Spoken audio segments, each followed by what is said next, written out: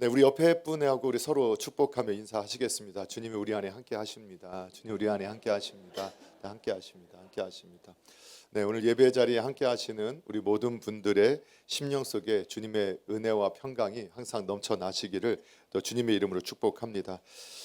우리가 함께 지어져 가는 교회로서, 특별히 주님 바라보고 주님 닮아가는 교회로서 어떻게 세워져 가야 하는가, 그러면서 우리가 이미 선교적 교회로, 화평을 추구하는 교회, 또 누리는 교회로, 그리고 축복을 받고 누리고 나누는 교회로 어떻게 세워져 가야 할 것인가를 말씀을 지금 함께 말씀을 상고해 가고 있습니다.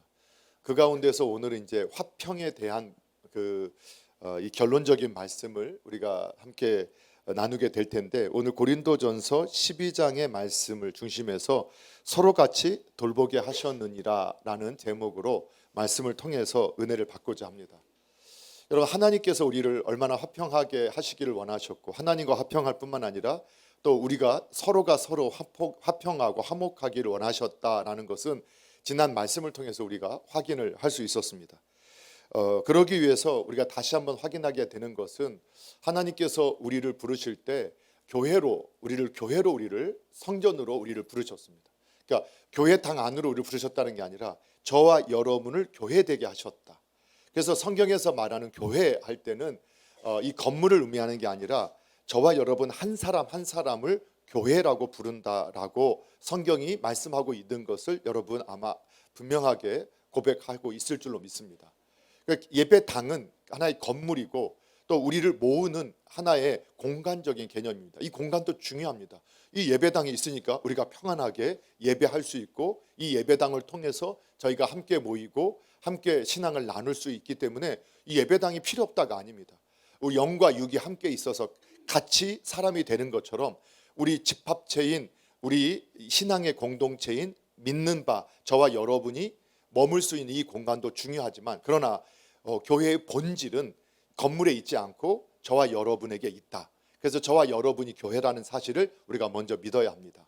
그런데 또한 교회로 우리를 부를 때 개인적으로 저와 여러분을 교회로 부르셨지만, 또 성경은 또 우리를 교회라는 하나의 공동체, 그것을 오늘 고린도전서 12장에서는 예수님을 머리로 하는 한 몸으로 우리를 부르셨다라고 말씀을 하고 있습니다.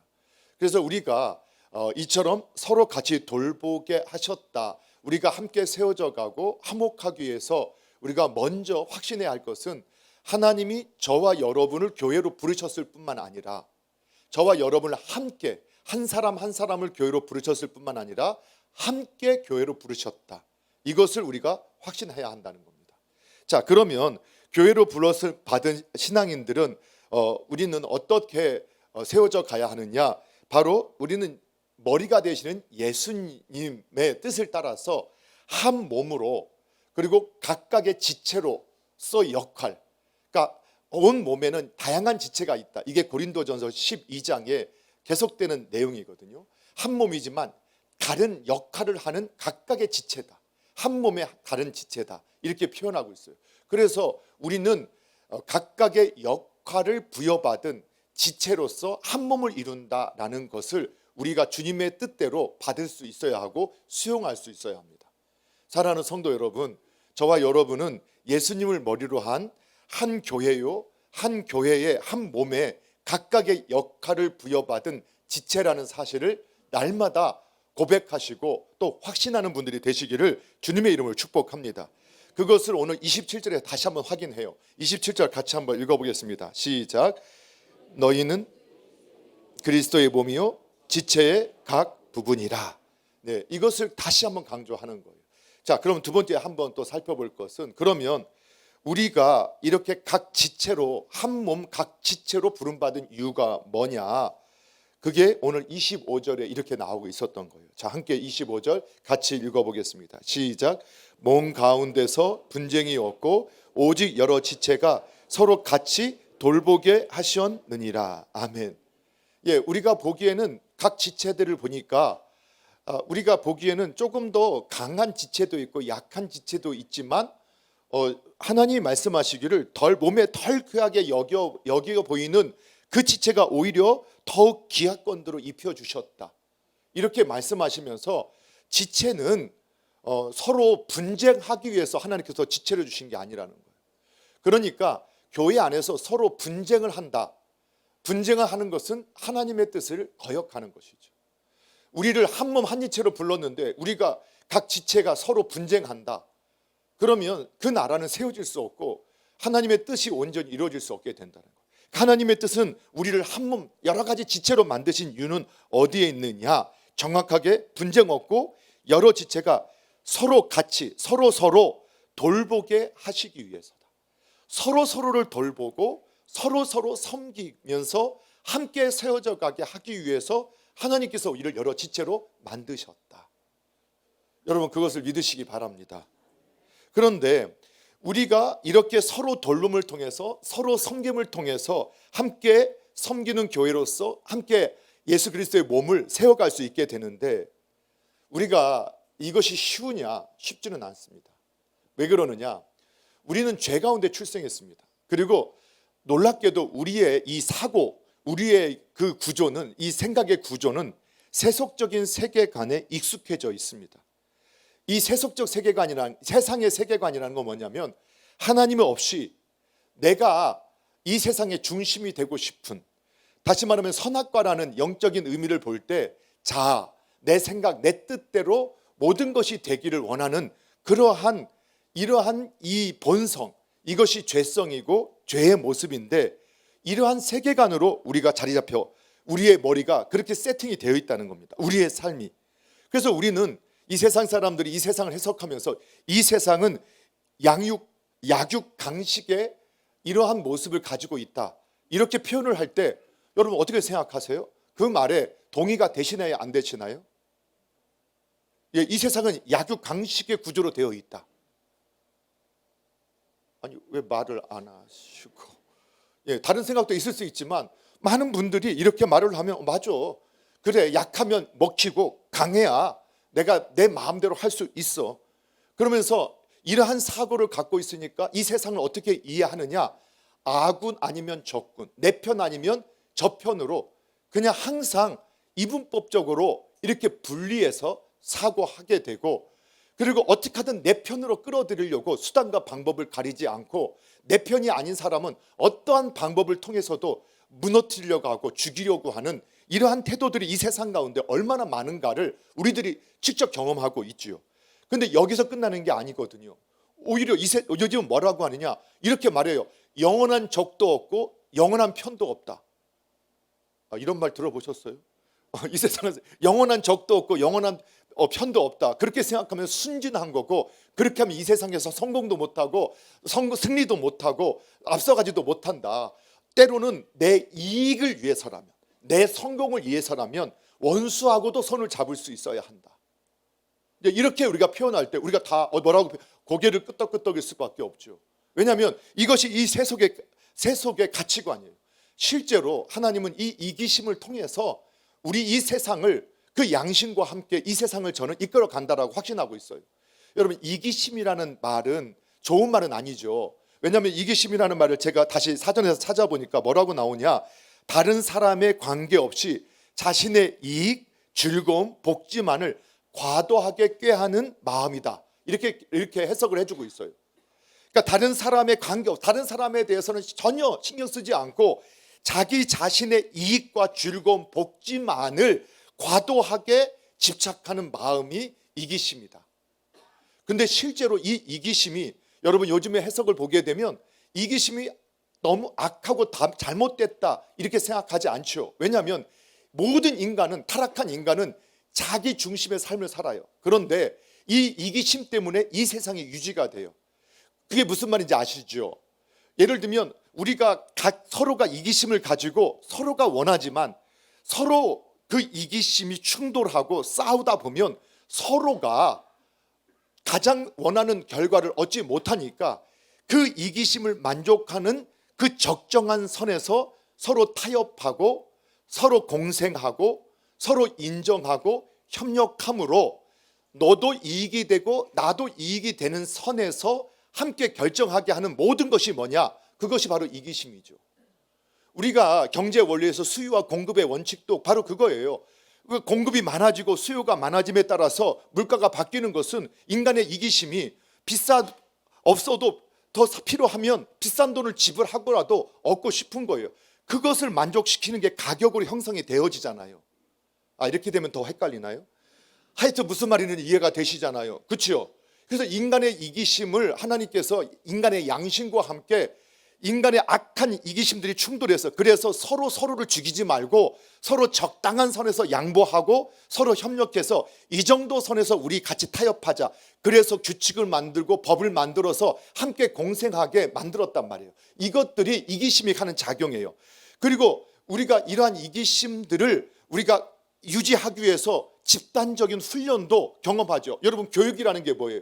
교육이라는 게, 야, 너 혼자 해서는 안 돼. 우리가 같이 함께 협력해. 그래서 학교에서 같이 협동 작업을 하게 하죠. 그래서 협동으로 작업해서 그 결과를 가지고 그런 협동심을 배가하는 이런 것들을 하지만, 사실 학교에서 그렇게 안 되는 이유가 뭐냐면, 결국은 이 시스템 속에서 너 성공해야 되는데 네가 쟤보다 성적이 우수해야 돼. 이런 식으로 세상에서 계속, 아무리 다른 교육의 제도를 바꾼다, 이 사고 자체가 바뀌지 않기 때문에 계속 그쪽으로 흘러갈 수밖에 없게 되어지죠. 그래서 한 팀을 이루는데도 그 안에서도 또 시기하고 경쟁하고 질투하고 그냥 서로 비교하고 이렇게 꿈꾸는 이런 일들이 계속해서 반복되어지는 것들을 저희가 보게 된단 말이에요. 그러니까 같은 그 프로젝트를 맡은 팀원끼리도 서로 또 경쟁이 되어지는 것들을 보게 돼요. 그러나 이제 예를 들면 군대 같은 데 가면 어떤 걸 배우게 되느냐, 군대 가면 갑자기 사회에서 입고 왔던 옷들 다 벗겨놓고 속옷까지 다 국가에서 주신 똑같은, 하여튼 뭐 그런 속옷에서 똑같은 색깔의 옷, 크기만 다를 뿐이지 그냥 똑같은 식사, 똑같은 뭐 훈련 과정을 통해서 함께 고된 훈련들을 받게 해요. 그러면 그 고된 훈련 가운데서 그들이 배우는 게 뭐냐면, 야, 머리 굴려 되는 게 아니라 빨리 같이 협력하고 같이 그것을 한꺼리 한 마음이 되어서 이거를 빨리 끝내는 게 서로에게 유익하다. 그게 가장 좋은 성적, 그리고 좋은 전쟁에서도 좋은 결과를 이루게 한다라는 걸 배우게 되잖아요. 여러분, 이 세상도요, 이렇게 그것들을 배우게 해요. 그러나 이 세상의 모든 그런 협동, 그런 함께 하는 것도 뭐를 갖다가 기준으로 하느냐? 인간의 이기심이에요. 인간의 죄성이에요. 그게 너에게 더 이익이 되고 너에게 더 유익이 되니까 그렇게 하라라고 하는 거예요. 그런데 그러기 때문에 우리가 실제로 정말로 함께 이룬 공동체 가운데서 누구와 시기하고 경쟁하고 누구의 굴림하고 굴림 아래 억압받고 억압하는 이러한 관계, 시기 질투의 관계가 아니라 정말로 하나님께서 주신 그 모습 그대로를 서로를 인정하고, 또 주어진 가운데서 우리가 함께 서로 돕고 서로 협력하고 서로 돌볼 수 있는 그러한 곳은 어디밖에 없느냐? 교회밖에 없는 거예요. 왜냐하면 이 세상에는 하나님이 없이 자신의 이기심이 자기가 주인이기 때문에 결코 인간 세계에서 그 어떤 곳에서도 이처럼 이타적인 마음으로 정말 서로 돌보고 섬기고 협력할 수 있는 곳은 교회밖에는 그것을 이룰 수가 없어요. 왜? 교회는 왜 가능하냐? 그것이 왜 가능하냐? 우리 모두가, 우리가 주인이 아니라 우리에겐 주인이 계시단 말이에요. 누가 주인이시죠? 우리 주 예수 그리스도께서 주인이세요. 그렇기 때문에 교회만은 유일하게 협력하고 돌보고 섬길 수 있는 관계를 가지게 된다는 거예요. 그런데 우리 안에도 왜 그러면 교회 안에 그렇게 협력도 서로 섬기고 돌보고 함께하는 이런 일들이 깨지게 되는가? 그때를 보면 어떤 때냐? 성령의 충만함을 잃어버릴 때예요. 성령의 충만함을 잃어버리니까 창조의 질서, 또 우리의 주인을 잃어버리는 거예요. 잊어버리는 거예요. 그러니까 또 내 생각, 내 뜻대로 해요. 그리고 놀랍게도 이러한 세속적인 사고를 가지고 교회를 끌고 들어와요.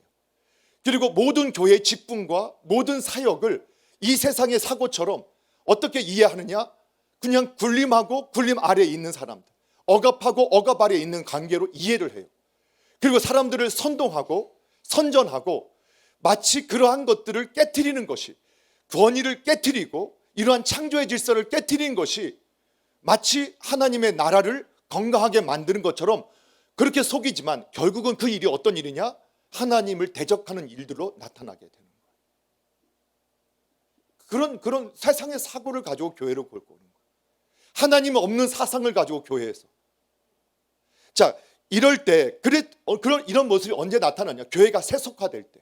그래서 교회 안에서도 서로가 하나님께서 우리를 한 몸으로 부르셨고 각각의 지체로 서로를 사랑하고 섬기고 서로를 돌보고 격려하고 함께 세워져 가도록 자신의 역할을 잘 감당하면서 그 역할을 통해서 함께 하면 된다는 거예요. 그런데 오히려 이 세상의 사고를 가지고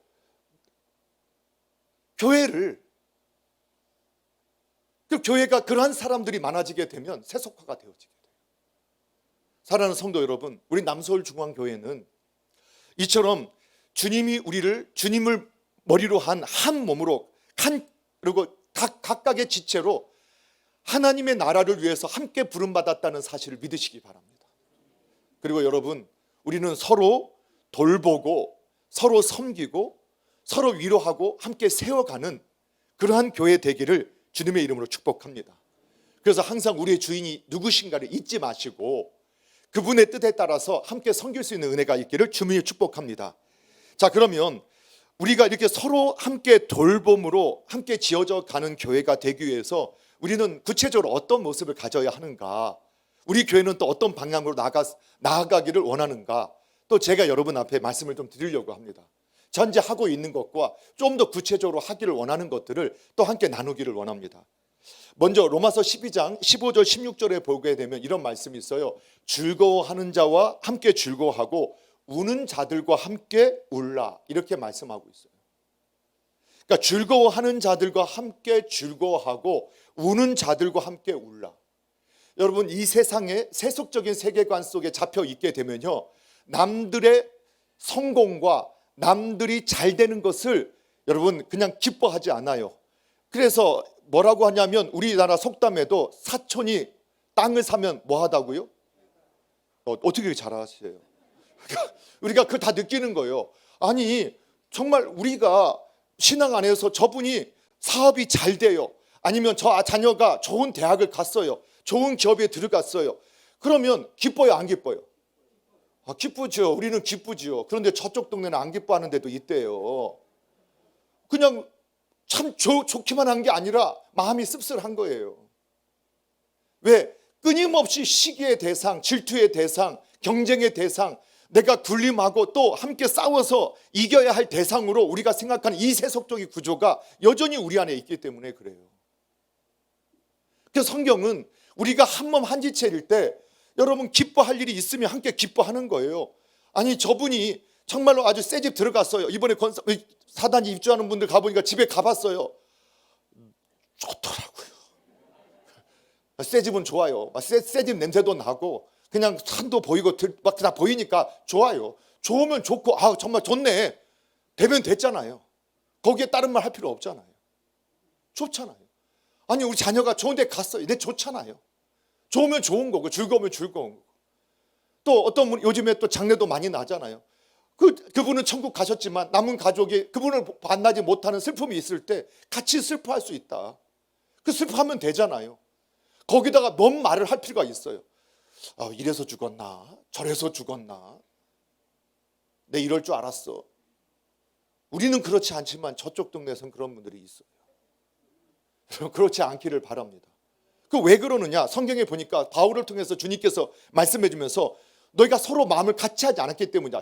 로마서 12장 16절에 보면 서로 마음을 같이 하며, 그러니까 너희가 서로 마음을 같이 하지 않았기 때문이다. 주님의 뜻에 우리의 마음을 같이 해서 그냥 같이 행복해하고 축복하면 되는데 계속해서 경쟁자로 생각하고 교회 안에서도 같이 계속해서 시기하고 그냥 질투하고 그러다 보니까 그 사람의 누림이, 조금의 누림도 기쁨이 되지 않는 거예요. 어떻게 하든 나보다 못해야 마음이 편한 거예요. 나보다 조금이라도 잘 되면 그 모든 게 다 억울하고 분통이 터지는, 이 세상 사람들이 다 그러잖아요. 조금만 나보다 좀 더 누리는 것 같으면 분노에 차가지고 왜 나는 못 누리는데 저 사람은 저렇게 누리는 수밖에 하느냐 하고 그냥 원망에 사로잡힌 삶을 살아가잖아요. 그것이 교회로 그대로 들어오는 거예요. 그 즐거워할 수 있는 사람과 즐거워해야죠. 성공하고 잘되고 뭔가 아름다운 일들을 하고 있는 사람들과 함께 즐거워할 수 있는 사람이 신앙의 사람들의 모습이라는 거예요. 또 안 되고 어려운 사람들을 가슴에 품고 같이 눈물 흘리고 우는 사람이 그게 신앙의 모습이라는 거예요. 그런데 그렇게 안 되는 사람은 어떤 사람이냐? 너희가 마음을 같이 하지 않았기 때문이다. 높은 데 마음을 두지 말라. 교만했다는 거예요. 교만하고 자기 중심적이니까 남들은 나보다 항상 못해야 되고 남보다 내가 그 자리 한 건 뭔가 뒤에서 속이는 게 있는 거지. 그들이 잘 되는 건 그런 게 있는 거고 나만 정직하고 나만 열심히 넣었다라고 생각하는 거죠. 그리고 자신의 허물을 항상 작게 말하는 거예요. 인정하지 않는 거예요. 그걸 우리에게 말씀해 주고 있어요. 그래서 스스로 지혜 있는 체 하지 말아라. 그 지혜 있는 체, 잘난 체 하지 말아라. 그게 하나됨을 유지하기 위해서 그러한 자세가 필요하다라는 거예요. 사랑하는 성도 여러분, 우리 항상 함께 즐거워하고 함께 기뻐할 수 있는, 그래서 이런 말 한자가 있죠. 함께 즐거워하고 함께 슬퍼한다. 그 뭐라고 하죠? 동고동락한다. 바로 신앙의 공동체만이 그런 공동체가 돼요. 여러분, 원래는 그런 공동체가 어디서 이루어져야 할까요? 예, 가정에서. 그런데 이 세상이 인간이 타락한 이후에 가정도 시기하고 질투해요. 가정 안에서도 배우자 간에, 부모와 자녀 간에도 시기와 질투와 경쟁이 있고 자기의 뜻대로만 되어져야 한다라는 그러한 이 세상의 그 가치가 지배하는 이런 것들을 우리가 봐야 한다는 거예요. 그것이 얼마나 우리 자신이 거기에 사로잡혀 있는가, 우리가 그 사실을 내가 깨닫지 못하면, 내가 얼마나 죄에 친밀한 사람인가를 깨닫지 못하면 거기서 우리가 벗어나기가 참 어려워요. 그래서 신앙은 우리가 얼마나 죄인인가, 정말 소망 없는 죄인인가를 정말 알아야 우리가 남을 격려하고 위로하고 세워가고 함부로 우리가 말하지 않게 되는 것들을 배우게 돼요. 자, 그러기 위해서 여러분 우리가 또 필요한 게 있어요. 먼저는 이렇게 우리가 함께 울고 슬퍼할 수 있는 하나의 공동체로 저와 여러분이 함께 세워졌다. 이미 우리는 그 고백을 했죠. 그런데 오늘 좀 적용해 보면, 사랑하는 성도 여러분, 저와 여러분은요, 남서울 중앙교회 한 가족으로 하나님께서 부르셨다라는 것을 여러분 믿으셔야 됩니다. 혹시 이제 이렇게 교회 당마에 출석을 하고 나는 그냥 예배만 잘 드리고 이렇게 해도 되겠다라고 생각하시는 분들이 있으실 수 있어요. 그런데 여러분, 신앙적으로 보면, 성경적으로 보면 그것은 아름다운 신앙의 모습이 아닐 수 있다고 성경이 말씀을 하고 있는 거예요. 나 혼자 내가 필요한 것만, 나는 내가 필요한 것만 말씀을 통해서, 기도를 통해서, 찬양을 통해서 어느 예배당에 들어가서 어느 예배당에는 관계없이 나는 그곳에 가서 그냥 내가 듣고 싶은 말씀 듣고 내가 기도할 수 있고 내가 찬양하고 내가 원하는 거 얻고 가겠다. 그런데 주님은 그렇게 말씀하시지 않았다고요. 함께 지어져 가야 한다, 함께 세워가야 한다라고 말씀하셨어요. 그래서 저와 여러분이 어떠한 이유로 남서울중앙교회 당 안에 한 가족으로 등록을 하셨든지 간에 우리의 시간으로는 내가 선택을 했어요. 제가 결정을 했어요. 그러나 우리는 내가 어떠한 이유로 남서울중앙교회에 등록 교인이 되어지고 함께 교회가 되어졌다 하더라도 신앙인은 어떠한 하나님의 절대 주권을 인정하셔야 된단 말이에요. 아, 나를 남서울중앙교회 한 가족으로 보내주신 분은 누구시냐? 우리 주님이시다. 그렇기 때문에 그 주님의 뜻에 따라서 남서울중앙교회가 하나님의 뜻에 따라서 함께 섬기는, 함께 돌보는, 함께 세워가는 교회가 되기 위해서 나는 그 교회의 지체로서 어떤 역할을 해야 되는가라는 질문이 우리 안에 있어져야 한다는 거예요. 이거 아멘 하셔야 돼요. 그래서 아직 등록을 안 하시고 다니시는 분들이 있으시다면 여러분 신중하게 결정하십시오. 꼭 남서울중앙교회만 하나님을 잘 섬기는 교회는 아닙니다. 그렇기 때문에 여러분이 정말로 교회당을 새롭게 정하실 때, 또 먼 곳에 이사 오셔서 하실 때 신중하게 기도하시면서 결정을 하십시오. 그러나 그 결정 가운데서 하나님이 어느 교회 가운데에 등록하도록 마음의 결정을 주셨다면, 그 하나님의 뜻으로 믿는다면 저와 여러분은 그 지금 출생을 했던, 또 지금 시작을 했던 올해 10년, 20년이 됐든 간에 남서울중앙교회를 함께 세워가면서 하나님 나라를 세우도록 서로 함께 돌보고 서로 함께 위로하고 서로 함께 섬기는, 함께 세우는 한 교회가 되었다라는 사실을 여러분 믿음으로 고백하실 수 있으셔야 합니다. 그리고 그 역할을 감당하시기 위해서 내 역할, 지체로서의 내 역할을 찾으셔야 한다는 겁니다. 그게 안 되면 공동체성, 하나님의 몸된 교회의 일원으로서 함께 하나님과 동역하는 일도 어려워집니다. 그것은 세상의 이기심과도 별 차이가 안 나는 거예요. 내가 필요한 것만 나는 채우면 된다. 그건 정말 죄 가운데 출생했던 이기심의 발로죠. 근데 하나님의 주권을 가지고 하나님의 몸이 되어서, 주님의 몸이 되어서 주님의 나라를 위해서 각각의 역할을 해야 되는데 어떤 역할을 할 것이냐. 때로는 우리가 시간과 몸을 또 예물, 재물을 또 물질을 들여서도 섬길 수 있어요. 그러나 그것 아니더라도 또 할 수 있는 게 있죠. 그게 뭐냐? 함께 기도하는 일이에요. 여러분, 교회 주보에 여러 행사가 있잖아요. 그런데 제가 그 행사에 참여하지 못한다 하더라도 내가 소속감이 있을 때 이게 원래는 내가 참여해야 하는 일인데 우리의 형편과 상황이 이 시간대 나는 이곳에 참여하지 못하지만 주님, 이 시간에 주님께서 가장 선한 뜻들이 이루어지게 하옵소서라고 기도할 수 있어요.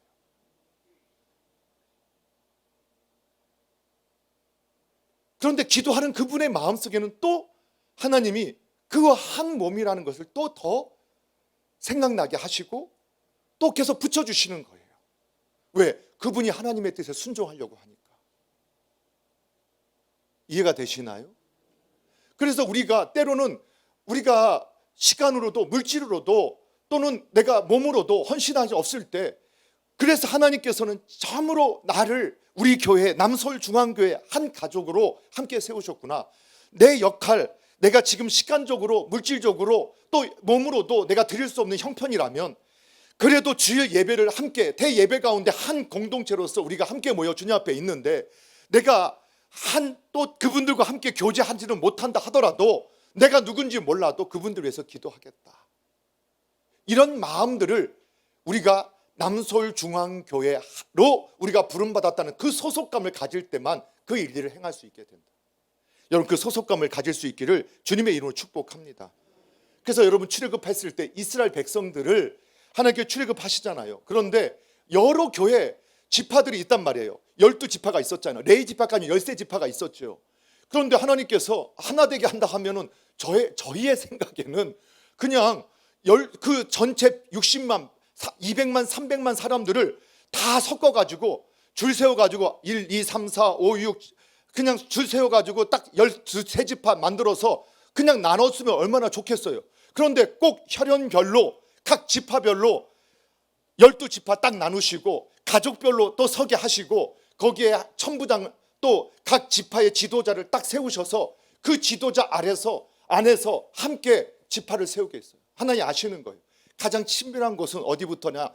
가장 가까운 혈연, 가족으로부터. 그리고 그 옆에 같은 지역, 같이 함께 섬기는 그런 분들. 여러분, 아마 이스라엘 60만, 200만, 300만 인구들도 어쩌면 본인들끼리 평생 본인들 몰랐을 수도 있어요. 한 번 얼굴도 못 봤을 수도 있을 것 같아요. 있을까요, 없을까요? 북하고 남쪽 끝에 있는 지파 사람들은 서로 얼굴 한 번 못 보고 그냥 그 공동체의 일원으로 살아갔을 거란 말이죠. 그렇지만 여러분, 우리 정도 규모만 돼도 어때요? 1부 예배, 2부 예배, 3부 예배, 4부 예배, 저녁 예배 참여하시는 분들, 여러분 1부 예배가 지금 3부하고 전혀 다른 거 아시나요? 2부 예배는 더 다른 거 아세요? 4부 예배 또 다르죠. 근데 그거를 10년을 다녀도 경험 못 하실 수도 있어요. 그 잘못이냐? 아닙니다. 그냥 그 역할에 내가 그 시간대에 내가 할 수 있는 최선을 하나님 앞에 다 드리고 있다면, 그러나 일부의 성도도 우리 남서울 나에게 허락하신, 하나님이 허락하신 우리 남서울 중앙교회가 되어져야 한다는 거예요. 2부에 참여하는 분도 우리 남서울 중앙교회가 되어져야 하고 3부도 4부도 우리 남서울 중앙교회가 되어져야 한다는 거예요. 예, 그걸 확신하시죠? 그렇게 하나님께서 우리를 함께 부르셨다는 거예요. 그런데 그 한 지파별, 그래서 지도자가 중요한 것은 여러분, 하나님께서 그렇게 그 깃발 아래서 함께 끌고 가시잖아요. 그래서 많은 교회가 있지만 남서울 중앙교회 깃발 아래 저와 여러분을 함께 가게 하시는 거예요. 그것을 믿으시기 바라요. 자, 그런데 이처럼 큰 대그룹을 통해서는 사실 소속감이, 우리가 그 친밀감이 현격하게 떨어질 수밖에 없어요. 어떤 큰 사건 앞에서는 우리가 소속감을 갖게 되죠. 예를 들면 참 인간의 마음속에 그런 소속감이 있어요. 왜냐하면 그건 하나님께 처음부터 이렇게 만드셨으니까. 그게 어떤 것인 줄 아세요? 예를 들면 그런 게 있잖아요. 손흥민 선수 혹시 아세요? 이거 물어보면 죄인가요?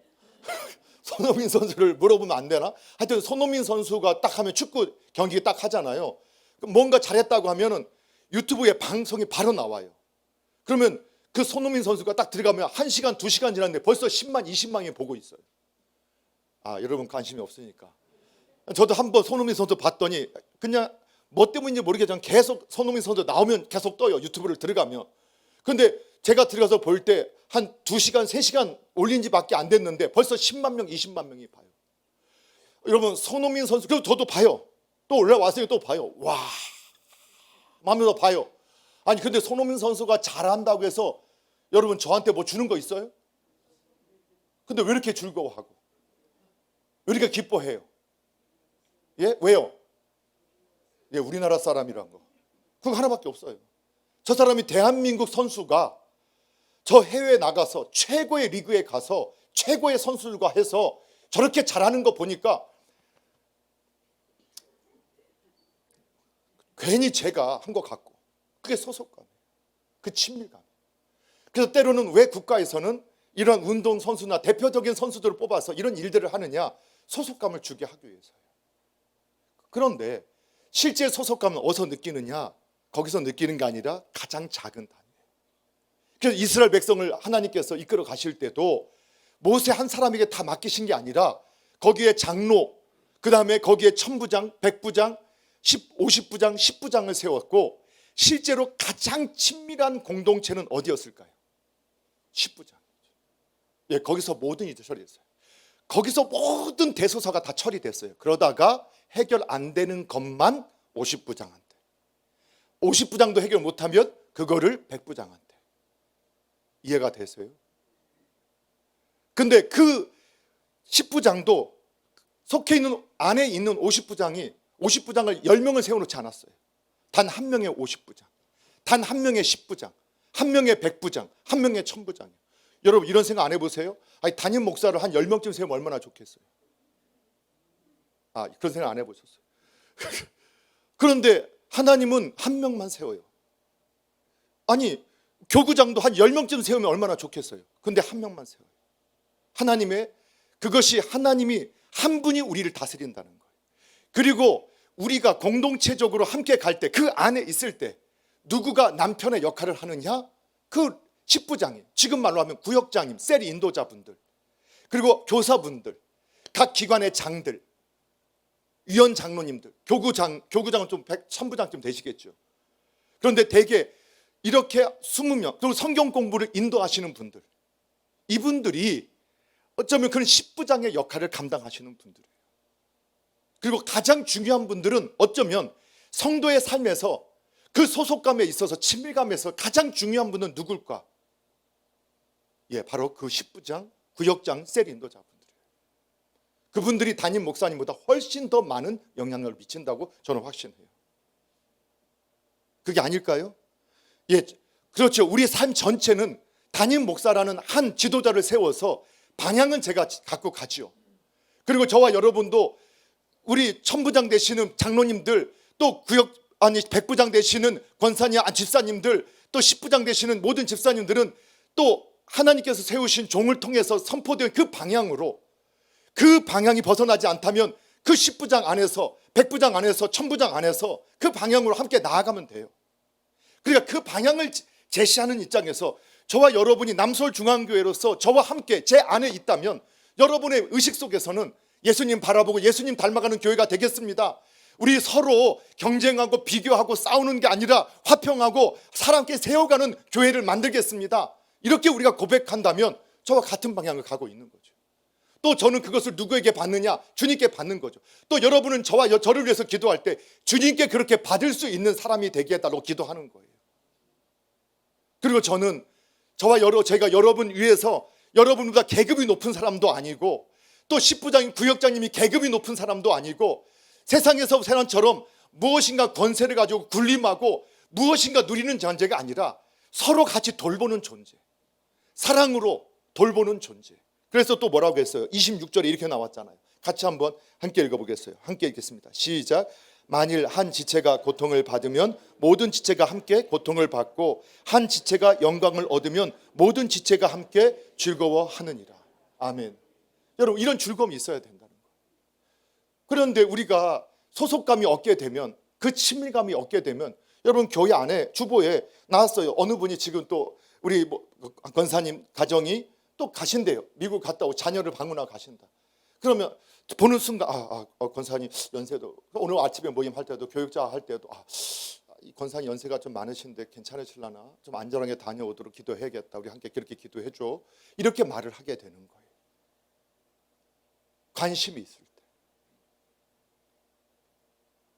그런데 주보에 나와도, 교회 행사가 있어도, 어떤 개인회가 있어도 관심이 없어요. 그냥 내 역할, 내가 원하는 것, 나는 예배 드렸어, 나는 이거 했어, 이거에 만족하게 되면 그렇게 되어진다는 거죠. 그런데 오늘 성경에서는 우리가 한 지체가 고통을 받아 함께 고통을 받아. 정말 누군가 잘 되면 너무 기쁘고 안 되면 너무 괴로워하는 이러한 공동체, 이런 소그룹이 되어져요. 여러분, 교회가 어떻게 가야 할까? 작년의 통계로 1인 가구가 760만 가구래요. 통계로, 그러니까 훨씬 많을 거예요.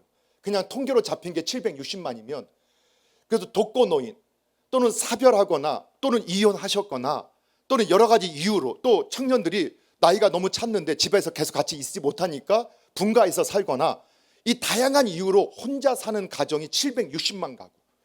그러니까 요즘에 슈퍼나 이런 데 가면, 마트 같은 데 가면 도시락 문화가 많이 발전하고 이 밀키트 같은 게 계속 확장이 되고 있잖아요. 그리고 우리가 항상 왜 집은 부족할까? 지나갈 때마다, 우리 고속도로를 타거나 길을 갈 때마다 짓는 건 다 아파트인데 왜 내 집은 없지? 하는 마음이 왜 들까? 그게 보니까 예전에는 한 가구에 4명, 5명씩 살았단 말이에요.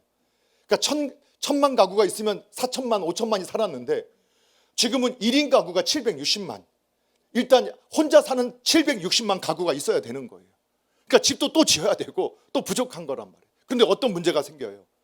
여러분, 혼자 살면 편한 것 같고 혼자 살면 내가 굉장히 좋은 것 같은데 어떤 일이 벌어지지요? 연말마다 나타나는 현상이 뭐예요? 고독사 했다. 아무도 찾아보지 않아서 누군가 가서 두드려서 너무 연락이 안 돼서 갔더니 벌써 돌아가신 지 한 달이 됐다. 이런 일을 겪으면서 우리 마음에도 아픔이 있죠. 왜? 우리의 마음속에서도 하나님께서 함께 그 책임이 우리 안에 있는 것 같은 그 아픔이 우리 안에 있잖아요. 그리고 혼자 사니까 어떤 일, 자살률 세계 1위, 외롭고 고독하고, 이런 문제들이 얼마나 많이 벌어지게 되는가. 그래서 노년에 가장 무서운 게 고독사. 사회가, 가정 공동체가 그 역할을 하지 못해요. 근데 그 역할을 할 수 있는 것이 있다면 우리 신앙 공동체. 아니, 우리 신앙 공동체가 그렇게 대세하지 않겠어요? 이번에도 코로나 때문에 오랜 기간 동안 우리가 모이지 못했어요. 그런데 구역장님들은 세워졌고, 정말 감사하게도 우리 권사님, 우리 집사님, 이 구역장님들이 모이지 못해도 매주마다 계속 전화를 드리면서 그분들을 살펴줬어요. 아니, 생각해보면 이제 교회 나오시지도 않고 어르신들이라서 너무 멀리 계셔서 관심 안 가질 수도 있는데 그 구역장님들이 살피시다가 그분들 소천하신 거예요. 그분에게 있어서 그분들에게 매일 전화하셨던 그 권사님들, 그리고 이번에도 그런 분이 계셨어요. 교회 안 나오신 지 오래됐고, 그런데도 그 권사님과 함께 신앙생활을 했던 구역장 권사님이 포기하지 않고 매주마다 전화 드리고 연락하고 하다가 돌아가셨다는 소식을 교회에 전했어요. 또 교회는 그분 찾아가서 그 가족의 마지막 같이 그래도 한 이 땅에서 함께 신앙생활했던 그분을 위로하는 시간을 가질 수 있었어요. 그분에게 있어서는 말씀 전하는 목사님은 사실 너무 멀리 계셨어요. 그분을 남서울중앙교회에 끊임없이 한 가족으로 묶어줬던 것은 누구셨느냐? 그 구역장님이셨어요.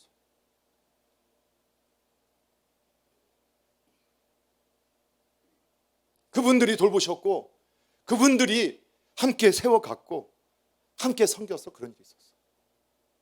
그런 한 분 한 분들이 우리 구역장님이시고 우리 셀 인도자분들이 되시고 또 각 성경공부 인도자나 속을 인도하는 분들이 되시는 거예요. 그런 역할을 해야 돼요. 그래서 제가 이 시니어 야유회도 코로나가 끝난 작년 말쯤에 여전도 회장님들하고 또 여태 회장 단체 잠깐 나는데 3년 만에 뵀는데 아니 갑자기 너무 늙어지신 것 같아요. 매일 뵈면 못 느끼잖아요. 매일 뵈면. 그리고 오랜만에 그냥 같이 나오셔서 그냥 잠시 바람 쐬고 가시는데 너무 행복해 하시는 거예요. 저는 사실 월요일 날이나 이런 날이 너무 힘들어요. 주일 예배 끝나고 나면 지치고. 그래서 예전에도 뭐 우리 이제 기관에서 가면 꼭 가면은 또 그 막 마음이 들떠서 새벽 예배 끝나자마자 6시에 출발해서 밤 12시에 도착하게 막 이렇게 다니셨거든요. 그러면 저는 같이 차 타고 갈 때도 또 졸다가 목사님 예배 드려야 돼 하면 갑자기 일어나서 어떻게 예배를 드리는지 모르고 예배 드리고 또 잠들었다가 도착해서 목사님 도착했어요 하면 같이 내렸다가 한 바퀴 도는데 여기가 어딘지를 모르고 돌다가 오면 다음에 어디 가서 또 같이 가서 가보면은 언제가 와봤던 곳 같은데 이렇게 했었거든요. 그런데 여러분 그냥 두세 사람이 내 힘으로 모인 그곳에 나도 함께 한다. 신앙인들이 함께 모여서 함께 하나님이 주신 이 자연을 함께 방문하고 그 노년에 대화할 수 없는 분들이 아니면 또 자녀들과도 이렇게 분가하고 나서는 함께 교제가 함께 밖에 나가도 힘들었던 분들이 함께 어울릴 수 있고 또 이 세상에 많은 모임이 있지만 너무 위험하잖아요. 가끔 제가 그런 설교했었거든요. 교회 열심히 나간다고 막 뭐라고 하시는 남편분들한테 아니면 거기 교회 안 나오고 딴 데 가면 큰일 나요. 교회 안 나오고 동창회 같은 데 가면 큰일 나요. 동창회를 가더라도 교회 다니면서 동창회를 가야지 자기를 지킬 수 있다니까요. 그런데 그런 모임이 교회 안에 그리고 어르신들 한번 모시고 가야겠다 이런 마음 들어서 이번에 시니어 야유 기도회를 처음으로 한번 기획을 해봤거든요. 근데 65세부터 어르신 하면 기분 나빠하시는 어르신들이 많이 계세요. 근데 이제 법적으로 65세가 그 해당되는 거기 때문에 1차적으로 한번 우리가 시도를 좀 해보고 좀 더 필요한 것들 잘 준비해서 상시적으로 우리가 함께 좀 나갔으면 좋겠다 이런 시간들을 가지려고 하기 때문에 정말 가게 함께 그 시간이 되시는 분들은 꼭 선착순이니까 먼저 이렇게 하시면 좋을 것 같아요. 자, 그래서 우리 한 가지 더 우리는 이 소그룹으로 함께 모이는 것들을 심슨을 요구하고 참여하려고 노력하셔야 됩니다. 그래야 소속감이 생기고 친밀감이 생깁니다. 그래서 교구 모임, 구역 모임, 교구 모임 그리고 여러 가지 성경 공부 모임에 6개월 동안 1년 동안 같이 하다 보면 여러분 저도 아직 어떨 때는 저하고도 인사 한번 제대로 새 가족 때 딱 인사하고는 인사하지 못했던 분들이 성경 공부를 통해서 어떤 모임을 통해서 계속 만날 수 있게 되고 또 그 안에 함께 있는 분들은 하나의 공동체성을 확인하게 되어지게 되죠. 여러분 그런 모임에 많이 참여하시기 바랍니다. 그리고 코인노니아 선교회도 그런 모임입니다. 여러분 가끔 우리는 기도하는 모임만 신앙의 모임이다. 그리고 우리가 뭐 성경 읽는 모임만 신앙의 모임이다. 아닙니다. 말씀드렸던 것처럼 두세 사람이 내 이름으로 모인 그곳에 나도 함께 한다고 했습니다. 여러분 하나님께서 우리의 삶을 우리 일상을 먹든지 마시든지 무엇을 하든지 주님과 함께하는 삶을 살기를 원하시고 계십니다. 우리 크리스천들이 산행하는 것은 잘못된 것인가요? 크리스천들이 축구하고 크리스천들이 탁구 치면 잘못하는 것인가요? 아니죠. 그건 비신앙적인 활동인가요? 아닙니다. 오히려 우리가 산행을 가고 싶은데 이 세상에 모임 혼자 가긴 어려워서 이 세상에 산행 모임 갔더니 산은 반도 안 올라가고 술 파티만 하더라. 그리고 이상한 타락들이 일어나는 걸 보더라. 갈 데가 없더라. 그런데 이 교회 안 하는 공동체에서 정말로 안전하고 기쁘고 행복한 모임들을 이 세상에 제시할 수 있다면 그것이 오늘 코이노냐의 모습이 되어야 할 줄로 믿습니다. 그래서 이런 모임에도 여러분 함께 참여하셔서 신앙 안에 함께 하시고, 그러면 교인끼리 모이면 뭐해요? 아니 탁구 치고 나서도 함께 만나서 그 다음에 무슨 얘기 하시겠어요? 다른 얘기 하시겠어요? 부동산 얘기하고 주식 얘기 하시겠어요? 그 다음에 뭐 얘기하겠어요? 그래도 또 얘기하다 보면 또 어려운 이야기 나오고, 그럼 우리 같이 기도할게요 하고 기도하고, 또 모임할 때마다 산행할 때도 시작할 때 기도하고 시작하고 마치면 기도하고 헤어지고. 그렇게 안 했나요? 그렇게 하시면 되고요. 여러분, 그래서 우리가 정말 이 땅에서 어떤 세상에 누릴 수 없었던 그 화목함을 누리는 이 신앙의 공동체, 우리 교회 되기를 주님의 이름으로 축복합니다.